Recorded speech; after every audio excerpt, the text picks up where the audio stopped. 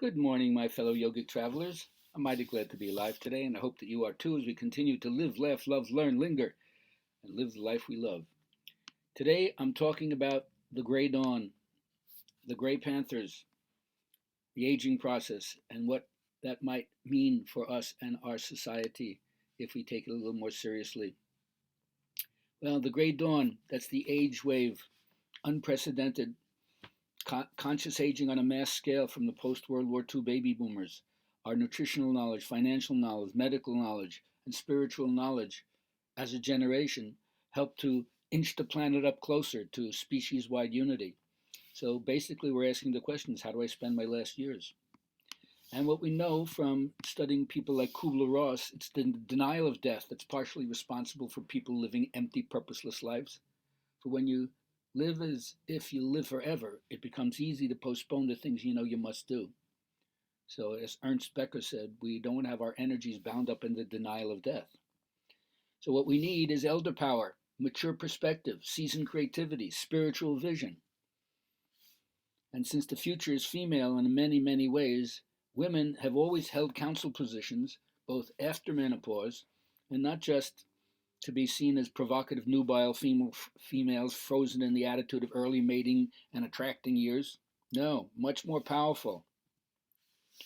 So something is calling us, and we have to follow that calling. And what's missing is what's called the Ancient of Days, that deep DNA genetic in our template that has all the experience. And so we're supposed to be wrestling with these questions, the fruit of meditation and contemplation. We're supposed to be mining the scriptures for the sacred gems. We're supposed to harvest our lifetime of experiences, which comes from the vignettes of the little stories that each one of us has in our life. So find those images that appeal to you and see the symbolic and psychological relevance of those. Now, even if you're living in the city, there are places where you can go to realize the city is nature transformed. Find a way to take time alone. Don't feel like you got to be in the social net every single moment. And then in concert with those who are here, those who have gone before us, those who are yet to come, those above, those below, in all dimensions, I love the Irish blessing. May the road rise up to meet you. May the wind always be at your back. May the sunshine warm upon your face, the rain fall soft upon your fields. And until we meet again, may God hold you in the palm of his hand. So this is the blessing that we're giving everybody. And you learn through lineage to honor the yogis of all time. Kind of severe look on BKS's face.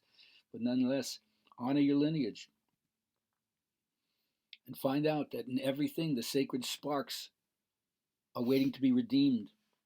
It's like we're all global cells in the human brain, right? The global brain calls for this, for us to set out the sparks of holiness, free the sparks of holiness trapped in everything. Because if we have an unlived life, we live a life of kvetch, of complaint. And if we're going to be ongoing service to life, this is the next step, the next critical mass in consciousness, that we must ripen the fruit of the tree of knowledge and then harvest it, give it to people. Now visualize your divine child, look into their eyes, what do they have to say to you? Visualize you in your prime, look into their eyes, what do they have to say to you? Visualize you as you get older, look into their eyes, what do they have to say to you? Merge those three into one. And then find a vision of conscious aging. As Maggie Kuhn, the Gray Panther, said, you can't be human alone.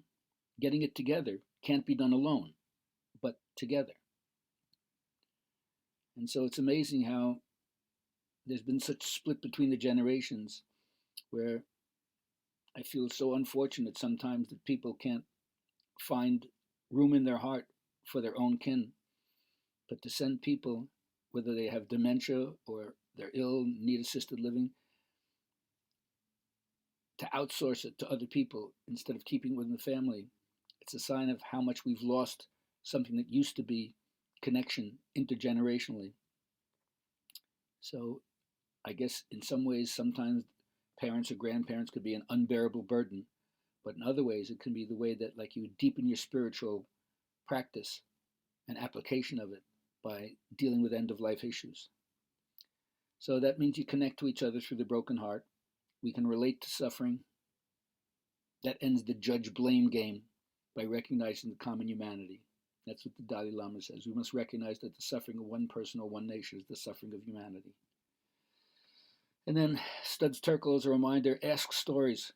Ask people questions to tell their stories. The average person has an amazing life. And that's the way we mentor each other. We deposit the riches of our own life experience into the hard drive of the planet through stories and passing it on.